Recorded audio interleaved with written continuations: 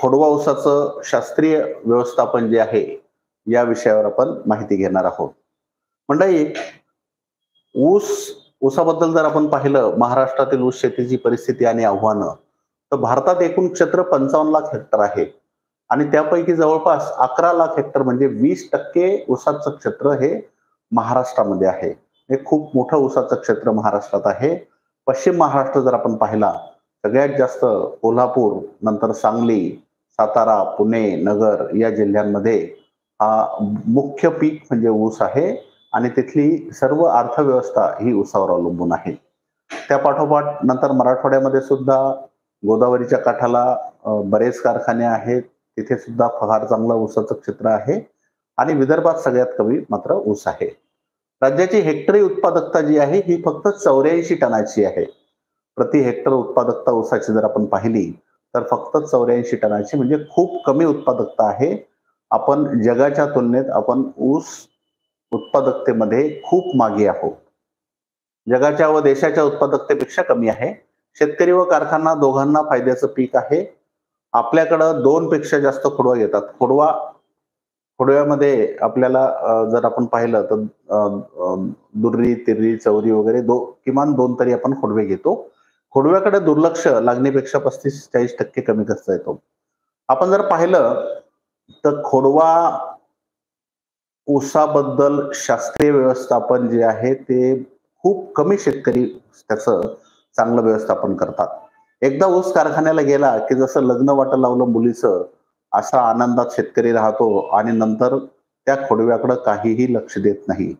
ज्या पद्धतीनं आपण लागणीच्या ऊसाकडे लक्ष देतो त्याच्या तुलनेत खूप कमी, अत्यल्प लक्ष आपण खोडव्याकडे देतो. तसं जर पाहिलं तर खोडव्या ऊसाला लागणीच्या ऊसापेक्षा 35 ते 40% उत्पादन खर्च हा कमी लागतो. आणि उत्पादन जर पाहिलं तर माझा स्वतःचा अनुभव आहे की लागणीच्या ऊसा इतकंच किंवा त्याच्यापेक्षाही जास्त उत्पादन खोडव्यामध्ये घेणं शक्य आहे.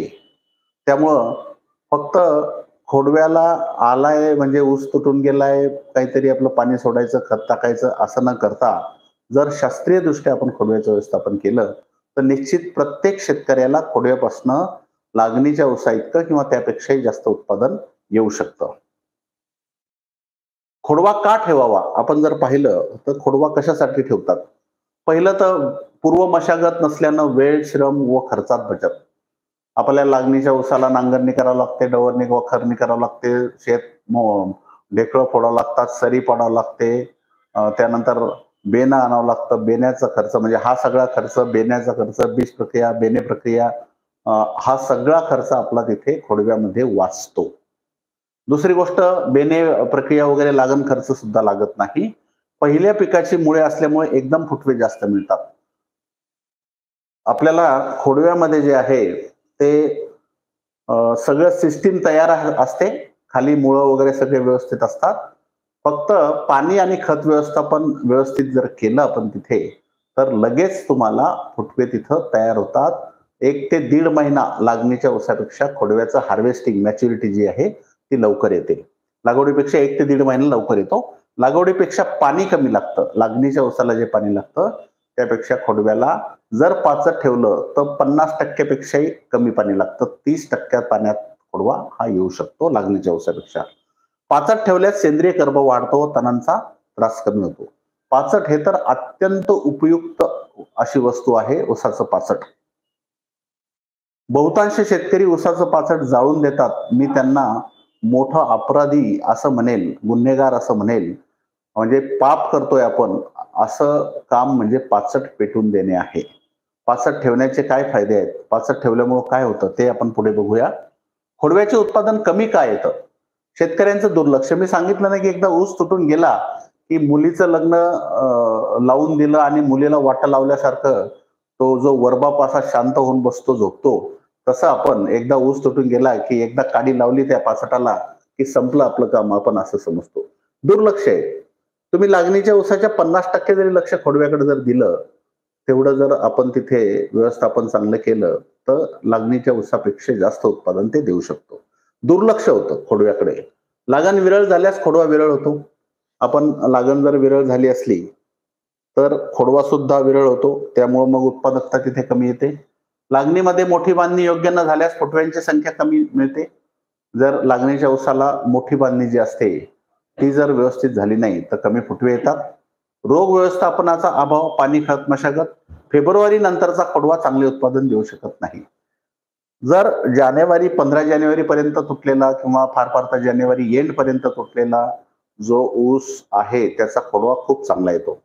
पण फेब्रुवारी पासून पुढे, फेब्रुवारी किंवा मार्च एप्रिल मध्ये जर ऊस तुटला असेल तर त्याचा खोडवा चांगला येत नाही, कारण तेव्हा तापमान खूप वाढलेलं असतं, त्याच्यावर वेगवेगळे रोग सुद्धा येतात, फुटवे सुद्धा कमी येतात. त्यामुळं शक्यतोवर आपला ऊस हा फेब्रुवारीच्या आधी कसा जाईल, जानेवारी पर्यंत कसा जाईल याचं प्रत्येक शेतकऱ्याने काळजी घेतली पाहिजे. म्हणजेच लागणीचा ऊस हा आपल्याला ऑक्टोबर नोव्हेंबर मध्ये किंवा आडसाली ज्याला म्हणतो आपण जून जुलै मध्ये लागणीचा ऊस आपल्याला लावायला पाहिजे. तर खोडव्याचं उत्पादन, नुसते शेतकरी रडत राहतात, खोडव्याचं उत्पादन येत नाही, उत्पादन येत नाही, का येत नाही, त्याचं प्रमुख कारण जर आपण पाहिलं तर आपण दुर्लक्ष करतो आणि हे सगळे जे कारण आहेत ते याचे कमी येण्याचे, उत्पादन कमी येण्याचे कारण आहेत. त्यानंतर आपण कोणत्या ऊसाचा खोडवा ठेवावा? खोडवा प्रत्येकच लागणीच्या ऊसाचा ठेवावा की नाही, तर कोणत्या ऊसाचा आपण खोडवा ठेवला पाहिजे?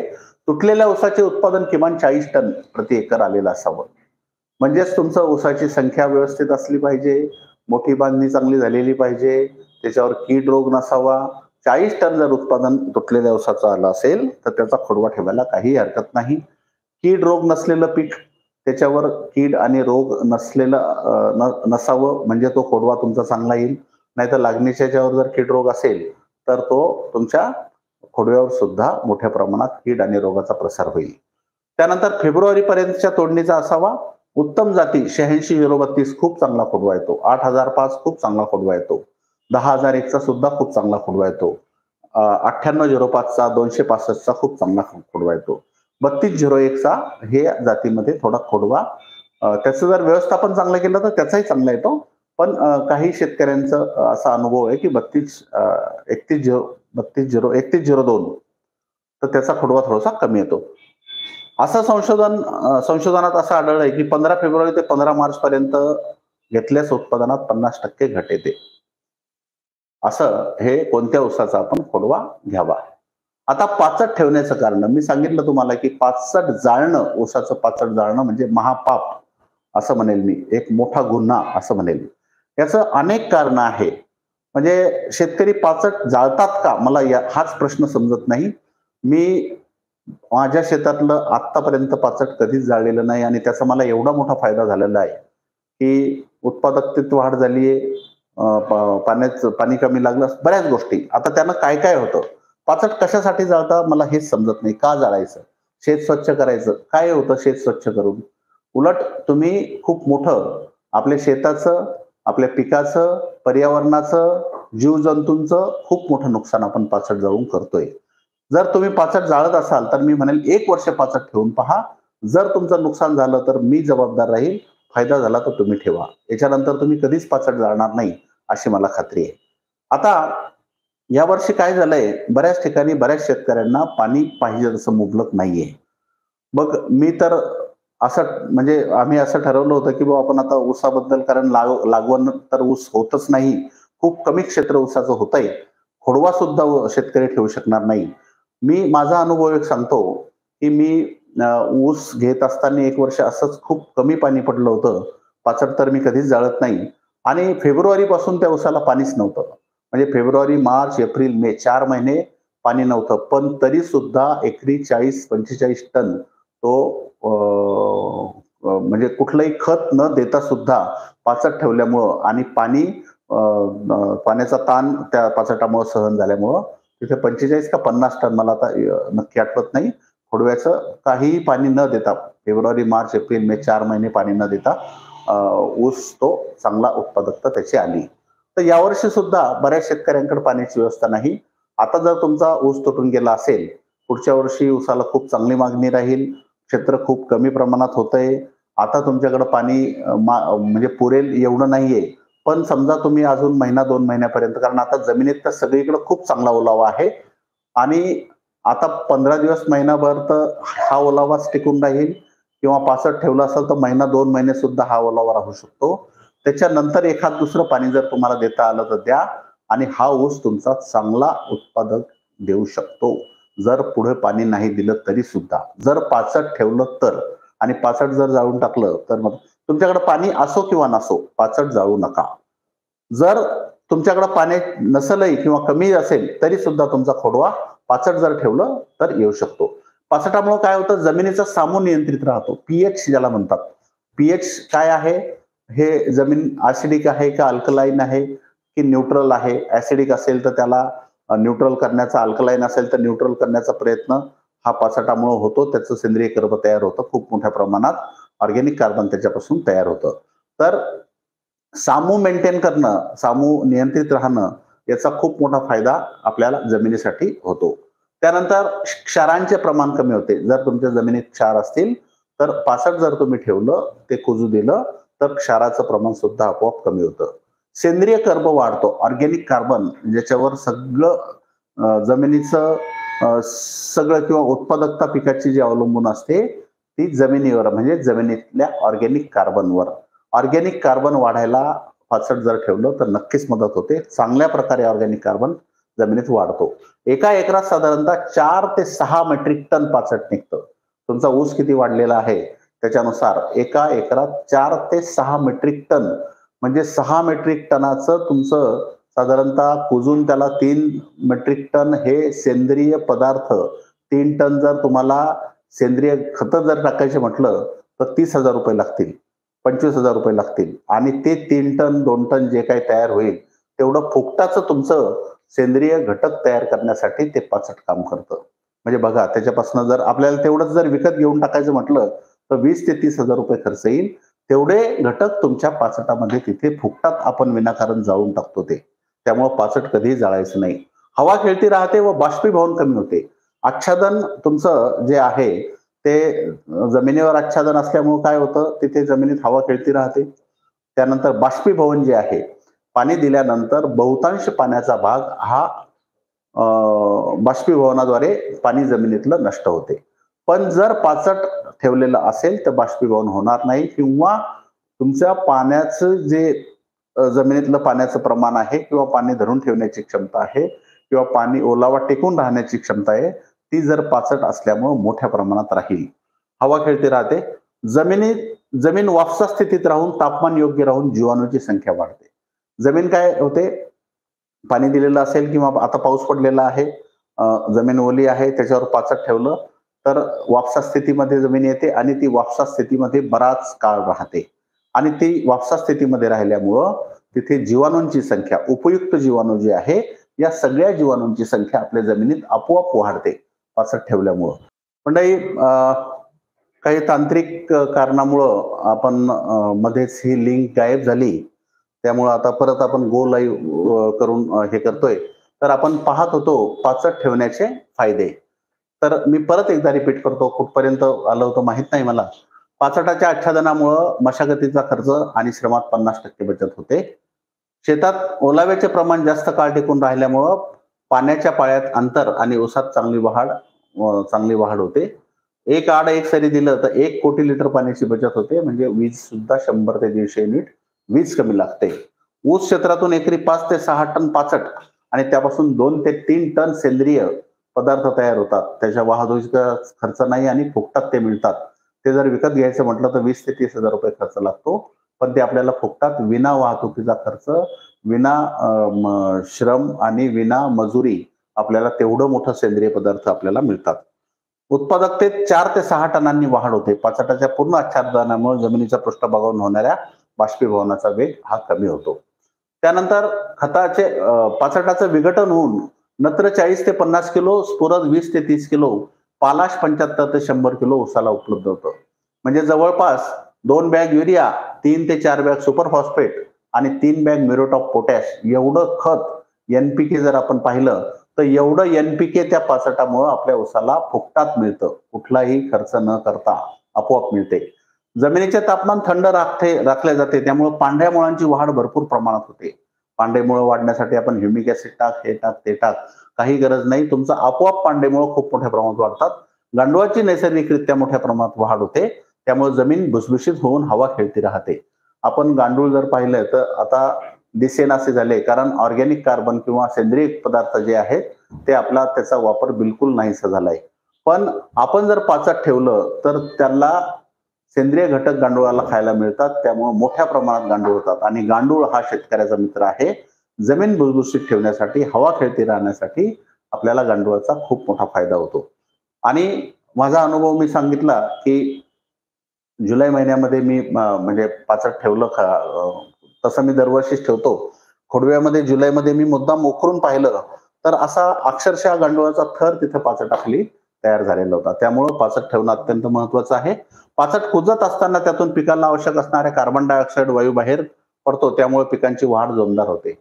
ते कुजतं, कुजण्याची क्रिया ती चालू राहते आणि त्याच्यापासून कार्बन डायऑक्साईड जो मिळतो त्यामुळे पिकाची वाढ सुद्धा चांगली होते. रिकाम्या सरीमध्ये हंगामानुसार वाटाणा, बैशाखी, मूग, उडीद, चवळी घेतल्यास अतिरिक्त उत्पादनाबरोबर जमिनीची सुपीकता सुधारते. कुट्टी मशीननं बारीक करून त्यामध्ये शेणखत, मळी. आता हे पाचट ठेवलं तर काय अडचण आहे? काहीच अडचण नाही. ते लवकर कुजवण्यासाठी प्रयत्न करायचे का? तेही करण्याची गरज नाही. शून्य मशागत तंत्रज्ञान जे आता मी तुम्हाला पुढे सांगणार आहे. शून्य मशागत खोडवा व्यवस्थापन. त्याच्यामध्ये तुम्हाला काहीही करायचं नाही. तसंच पाचट ठेवून द्यायचं. ऊस तुटून गेला की खुंट छाटले की जनावर 2, 4, 5 दिवस, 8 दिवस जनावर त्यात चारा. आपोआप पाचट ते बारीक होईल. किंवा कुट्टी मशीन येते, पाचट कुट्टी मशीन. त्यांना ते पाचट बारीक करून घ्या आणि पडू द्या तसंच त्याला. फक्त जे खुंट आहे ते खुंट उघडे करायचे. आपले जे ऊसाचे खुंट आहे त्याच्यावरचं पाचट बाजूला करायचं आणि खुंट छाटून घ्यायचे. बाकी काही करायचं काम नाही. त्याला काही कुजलंच पाहिजे लवकर असं नाही. त्याला जर पाणी दिलं तुम्ही तर ते हळू कुजणं चालू होईल. उलट जास्त दिवस राहिलं, कुजलं नाही जास्त दिवस, तर आपोआप त्याच्यामध्ये हे सगळे फायदे तुम्हाला जास्त दिवसापर्यंत मिळतील. म्हणजे तण उगवणार नाही, पाण्याचं बाष्पीभवन होणार नाही, हवा खेळती राहणे, जमिनीतलं तापमान मेंटेन राहणं ते चांगलं होईल. तर कुजल ते. पाऊस पडल्यानंतर जुलै, ऑगस्ट, सप्टेंबरमध्ये जरी कुजलं तर तिथं काय काम करायचंय आपल्याला? तर या पद्धतीनं. आणि जर तुम्हाला लवकर कुजवायचं असेल तर तुम्ही त्याच्यामध्ये जीवाणू डिकम्पोजर मिळतात बाजारामध्ये. गाझियाबादचं एक डिकम्पोजर आहे. ते तुम्हाला Amazon वगैरे कुठल्या त्या ऑनलाईन प्लॅटफॉर्मवर सुद्धा मिळतं. किंवा बाजारामध्ये इतर सुद्धा स्पीड कंपोस्ट नावाचं कॅनबायोसिसचं डिकम्पोजर आहे. किंवा इतर कंपन्यांचे सुद्धा काही डिकम्पोजर आहे. ते शेणखतात वगैरे मिक्स करून ते तुम्ही फेकू शकता. किंवा साधं आपलं सुपर फॉस्फेट 2-3 बॅग, 2 बॅग आणि युरिया 1 बॅग जरी फेकलं तरी पाचट कुजायला. किंवा ट्रायकोडर्मा जो आहे तो शेणखतात मिक्स करून टाकला तरी लवकर कुजेल. पण फार लवकर कुजवायची घाई करायचं काम नाही. त्याला तसंच पडू द्या. ते जास्त दिवस राहिलं तेवढा जास्त फायदा तुम्हाला तिथे होऊन जाईल. आता याच्यात अडचणी काय आहे? शेतकरी पाचट का पेटवतात? नाही, उंदराचा त्रास होतो म्हणते. काय उंदरं किती खाऊन किती खाणार आहे? किती त्रास होईल? इकडं फायदे किती होतात ते पहा. त्याच्या तुलनात्मक उंदराचा त्रास. आणि झाला इथं काय सोपा उपाय. झिंक फॉस्फेट नावाचं रसायन मिळतं. आपले मुरमुरे जे असतात ते चांगलं टोपलंभर मुरमुऱ्यामध्ये एक 50 ग्रॅम झिंक फॉस्फेट तेल टाका एका टोपल्यामध्ये आणि त्याच्यात झिंक फॉस्फेट टाका आणि त्यात मुरमुरे चोळून घ्या आणि ते फेकून द्या शेतात. बरोबर ते एक 15 दिवसातून एकदा जर केलं तर एक उंदीर पण तुमच्या शेतात राहणार नाही. सोपा उपाय आहे. त्या उंदरामुळे पाचट फेकून देतं का? पाणी देण्यास अडचण होतं म्हणतात शेतकरी. काही अडचण होत नाही. तुमचं पाचट जर कुट्टी केलेलं असेल तर तुमचं पाणी आरामशीर दिलं जातं. आणि कुट्टी केलेलंही नसलं तरी काही नाही. पहिलं पाणी जे आहे ते स्प्रिंकलरनं द्या. ते पाचट थोडं चोपून बसल आणि आपोआप त्याच्यावरतून पाणी जाईल. जर स्प्रिंकलरनं दिलं पाणी तर पाचट खाली जमिनीला टेकून लागेल. शेत साफ करण्यास अडचण. शेत साफ कशासाठी करायचं? शेतामध्ये सुपीकता वाढवायची. साफ करून काय करता? उलट जेवढे पिकाचे अवशेष आहे ते अवशेष शेतामध्येच गाडले तर तिथे जास्त सुपीकता तयार होईल. त्यामुळे अडचणी काहीही नाही. विनाकारण ते आपले म्हणण्याचं आहे. वर्षानुवर्ष आपण जाळत आलो त्यामुळे जाळतो. पण यापुढे पाचट कोणीही पेटवू नका, पाचट कोणीही जाळू नका. आता ऊसाचं खोडवा व्यवस्थापन करताना 2 प्रकारचे खोडवा व्यवस्थापन आहे. एक तर मशागती शिवाय आणि एक मशागत करून. जर मी तुम्हाला दोन्ही सांगतो, तुम्हाला कोणतं योग्य वाटतं ते बघा. मी तर बिना मशागतीचं खोडवा व्यवस्थापन माझ्या शेतामध्ये करत असतो. तुम्हाला जे योग्य वाटतं ते करा. जर मशागतीच करायचं असेल तर बगला फोडणे आणि त्याचे फायदे. बगला फोडायचा, ऊस तुटून गेला, पाचट बारीक केलं तुम्ही, कुट्टी केलं की नंतर त्या ऊसाच्या बगला फोडून घ्या. जुने मुळं जे आहेत ते जीर्ण झालेले, ते तिथे नवीन मुळे येण्यासाठी त्याचा फायदा होतो. जमीन भुसभुशीत राहून अन्नद्रव्याचं शोषण मुळांच्या द्वारे चांगलं होतं आणि 5-7 दिवस जमीन तपू दिल्यानंतर त्यानंतर खतं देऊन रिजरना जोडओळीत फिरवणे. कडक जर जमीन झाली असेल बगला फोडण्यापूर्वी, तर तुम्हाला तिथं हलकं पाणी दिलं आणि नंतर बगला फोडलं तर चालतं. पण सगळ्यात मोठी अडचण शेतकरी ऊस तुटून गेल्यानंतर महिनाभर त्या शेतात काहीच करत नाही. ना पाणी देत, ना खत देत, ना बगला फोडत, काहीच नाही. तुम्हाला एक फक्त 8 दिवस ऊस तुटून गेल्यानंतर 8 दिवसामध्ये पाचट बारीक करायचं असेल ते करा, जनावर चारा, खुंट छाटून घ्या त्याचे आणि लगेच 8 दिवसानंतर त्याला खत देऊन पाणी जर तुम्ही दिलं तर तिथं ऊसाचं उत्पादन तुम्हाला खूप चांगलं येतं. उशीर करू नका. त्यानंतर मशागतीमध्ये बगला फोडून पाणी व खत टाकावं आणि 3 ते 5 महिन्यात 3.5 महिन्यानं साधारणतः मोठी बांधणी करा. नांग्या भरणं, जर ऊसामध्ये गॅप मोठे पडलेले असेल तर ऊस तोडायच्या आधीच तुम्ही इकडं रोप तयार करायला टाका. त्याच ऊसाचे रोप जे आहेत ते तयार करायचे, कारण खोडव्यामध्ये तुम्ही पेऱ्या लावल्या तर ते झाडं छोटे राहतात, त्याला दुसरे झाडं दाबून टाकतात. त्यामुळे तुम्हाला 1.5 महिन्याचं तरी साधारणतः रोप म्हणजे ऊस तुटायच्या आधी 1.5 महिना, साधारणतः 1 महिना तरी 1-1.25 महिना रोप तुमचे टाकले गेले पाहिजे आणि जिथं गॅप आहेत तिथं ते रोपच लावा. कारण तिथे तुम्हाला पेरी टाकून किंवा डोळे लावून तिथे ते झाड छोटं राहतं, त्याला तुमचे फुटवे येत नाही आणि सावली पडली की ते वाढत नाही. तण नियंत्रण, पाचटामुळे तण होतच नाही, कमी काय होतच नाही तण. माझा स्वतःचा अनुभव आहे. जर पाचट तुम्ही ठेवलं तर तिथे निंदाचा खर्च 0 होतो. मोठं तण असल्यास उपटून काढायचं, फक्त जे आधी जे ऊस तोडताना असतं आधीचं तण, धुऱ्या झाडाला जे तण आहे ते उपटून काढा. रासायनिक नियंत्रणामध्ये मेट्राबिझेल या तणनाशकाचा वापर तुम्ही करू शकता. खतामध्ये सेंद्रिय खतं बगला फोडल्यानंतर एकरी 10 टन शेणखत किंवा हिरवळीचं खत किंवा सेंद्रिय खत जे आहेत ते तुम्ही देऊ शकता. त्यानंतर रासायनिक खतामध्ये 3 भागात विभागून द्यायचं. जर तुम्ही मशागत करत असाल, मशागतीनं खोडवा जर घेत असाल तर 15 दिवसाच्या आत, मी सांगितलं तुम्हाला की तिकडं दुर्लक्ष होतं, आपण तिकडं शेतात जात नाही त्या, पण 15 दिवसाच्या आत 8 दिवसात तुमचं जनावर चारणं, खुंट तोडणं वगैरे करून घ्या. कडक जमीन झाली असेल तर हलकं पाणी देऊन द्या आणि लगेच तुम्ही खताचा पहिला डोस तिथे एकरी 2 bag urea, super phosphate 2 bag, DAP 1 bag आणि पोटॅश 1 बॅग असं हे खताचा पहिला मोठा डोस जो आहे, कारण त्याला सगळे मुळं बिळं तयार आहेत, त्याला पाणी दिलं की लगेच त्याचं काम चालू होऊन जातं. आणि त्या डोजमध्ये रायझर जी 10 किलो, सल्फर WDG आपलं सल्फर दाणेदार जर दिलं तर 10 किलो आणि सल्फाबूस दिलं तर 2 kilo, magnesium sulphate 10 kilo, ferrous EDTA 500 gram आणि बोरॉन जे आहे ते 500 ग्रॅम या खतातच मिक्स करायचं. आणि पहिला डोस हा हेवी डोस जो आहे, मोठा डोस जो आहे, लगेच 15 दिवसाच्या आत देऊन नंतर लगेच त्याला पाणी द्या. जेवढ्या लवकर खताचा डोस देऊन पाणी द्याल तेवढा तुम्हाला तिथं फायदा होईल. दुसरा डोस 1.5 महिन्यानं फक्त युरिया आणि NPK बूस्ट DX 1 किलो. दुसरा डोस जो आहे हा साधारणतः 1.5 महिन्यानं, म्हणजे पहिला डोस दिल्यानंतर 1.5 महिन्यानं युरियाचा द्यायचा आणि सोबत NPK बूस्ट द्या 1 किलो.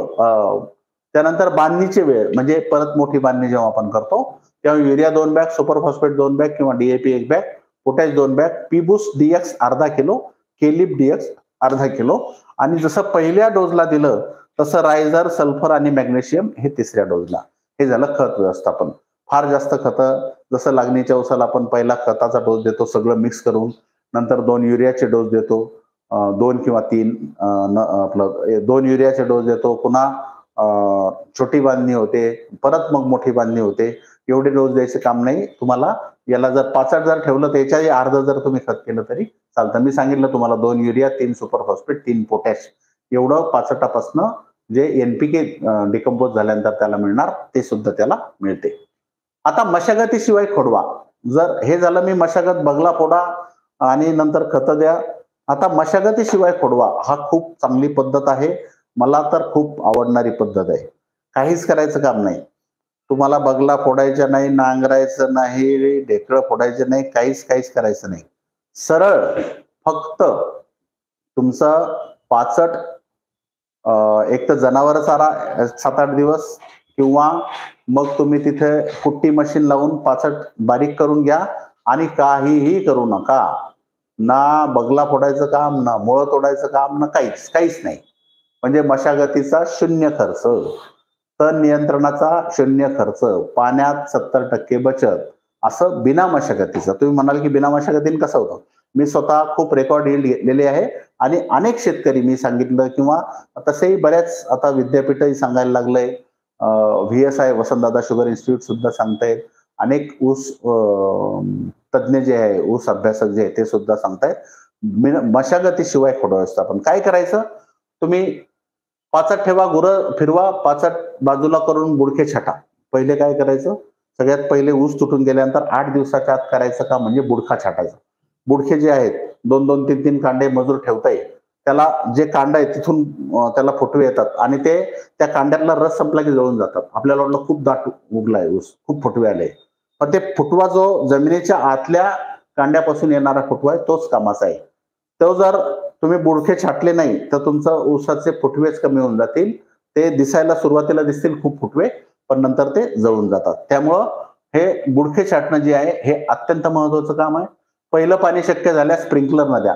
जर आपण पाचट ठेवलं बिना मशागतीचं जर आपण खोडवा घेतोय, तर पहिलं पाणी स्प्रिंकलरनं द्या. स्प्रिंकलरनं पाणी दिल्यामुळं काय होईल? पाचट ते खाली जमिनीला लागून बसेल. जमिनीला लागल्यामुळं उडणार नाही. त्याचे डिकम्पोजिशन म्हणजे कुजण्याची प्रक्रिया लवकर सुरू होईल आणि अनेक फायदे म्हणजे पाणी द्यायला सोपं होईल. त्यामुळे जर शक्य झालं तर पहिलं पाणी स्प्रिंकलरनं द्या. शेणखत किंवा हे कुजवणारे जीवाणू जे आहेत, स्पीड कंपोस्ट वगैरे डिकम्पोजर, ते तुम्ही वापरू शकता. ओळीच्या एका बाजूला 1 फूट अंतरावर 20 ते 22 सेंटीमीटरवर खोल छिद्र करा. 20 ते 25 ग्रॅम. आता खत कसं द्यायचं? तुम्ही म्हणाल की बाबा जर आपल्याला हे नाही करायचं, बगला फोडायचा नाही तर खत कसं द्यायचं? फक्त एक हीच गोष्ट तिथे थोडंसं तुम्हाला मजूर लागणारी आहे. तर खत कसं द्यायचं? या तुमचं जे बेट आहे त्या बेटाच्या बाजूला एक 4-6 इंचावर जे ऊसाचे बेट आहेत त्याच्या बाजूला आपली पहार असते, ती पहार किंवा सब्बल त्यांना छिद्र करायचं आणि त्या जे गड्डा पडल 4-6 इंचाचा गड्डा पडल त्यात खत टाकायचं आणि झाकून द्यायचं. खत टाकायचं झालं किंवा नाही झाकलं तरी चालेल. तसं गड्डे करायचे साधारणतः 1-1 फुटावर 1.5 फुटावर जरी गड्डे केले, 1 फूट 1.5 फुटावर गड्डा करायचा, त्यात खत टाकायचं. तर सब्बल किंवा पहारीनं किंवा मग एक जीआयचा पाईप घ्या, असा एक साधारणतः 1 इंचाचा पाईप घ्या. बस 1 इंच पाईप घ्या आणि त्याला खालून असं व्ही सारखं त्याला असं टोकदार करा एक बाजू. साधारणतः 130 सेंटीमीटरचा असा एवढा पाईप घ्यायचा. त्याला खालून असा काप द्यायचा म्हणजे त्याला ते टोकदार होईल आणि एक साधारणतः 20-22 सेंटीमीटरवर त्याला एक असा पाईप आहे, असा पाईप आहे. त्याला 20 सेंटीमीटरवर अशी एक पट्टी लावून घ्या, चांगली वेल्डिंग करून 2 पट्ट्या लावा किंवा अशी चकती लावून घ्या. म्हणजे साधारणतः तुमचं खत जे जायचं बरोबर खूप जास्त खोल जाणार नाही. 20-22 सेंटीमीटर वर पर्यंत तिथं ते खत नंतर तसं असं केलं की वरतूनही खत टाकू शकता किंवा खालून टाका. असं छिद्र केलं की बरोबर छिद्रही सारखे पडतील आणि सोपं सुद्धा जाईल तुम्हाला. तर या पद्धतीनं खत द्यायचं. इथं थोडीशी मजुरी तुम्हाला लागू शकते, पण तुम्हाला इतर कुठल्याही गोष्टी करायचं काम नाही. मशागतीचा खर्च नाही आणि सगळाच खर्च वाचणार तुमचा. कोणतीच मशागत नाही, भरपूर सुपीकता, गांडूळ कमी, पाणी कमी लागणार, गांडूळ वाढतील, जीवाणू जास्त होतील, तापमान जमिनीचं मेंटेन राहील. सगळ्या गोष्टी, सगळ्या फायदा तुम्हाला बिना मशागतीच्या खोडव्यात. फक्त 15 दिवसात पहिला डोस आणि 110 दिवसाला दुसरा डोस द्या. 2च डोस द्या बिना मशागतीमध्ये. कारण आपल्याला छिद्र करून द्यायचंय, वरती खत टाकून फायदा नाही. छिद्र करायचे 1-1, 1.5 फुटावर 10-15, 15-20, 15-20 सेंटीमीटर खोल खड्डे करायचे, छिद्र करायचे आणि त्यात खत टाकून द्यायचं. 2 खताचे डोस द्या. खताची मात्रा पहारीने छिद्र करून द्यावी किंवा जीआय पाईप 130 सेंटीमीटरचा घ्यायचा. एक बाजू त्याची टोकदार करायची, 22 सेंटीमीटरवर त्याला आडथळा करायचा. या पद्धतीने जर केलं तर मशागतीशिवाय खोडवा तुम्ही खूप चांगला घेऊ शकता. तर मंडळी, हे सगळं खोडवा व्यवस्थापन आहे.